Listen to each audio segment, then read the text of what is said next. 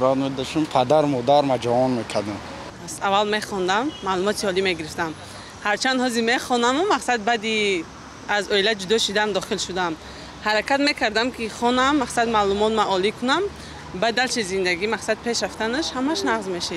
در زندگی می‌خواهم که یک حرکت کرده باشم که یک صاحبکاری موفق شوم و در وطن خودم بسیار زواد کارخانه‌های کلان کشایم تا اینکه مهاجران را از دیگر دولت‌های خارجه آورده در تاجیکستان خودمان مقصد به کار گیریم تا اینکه آنها دیگر به هر دولت برای کار نروند در وطن خودمان کار و فعالیت نمایند.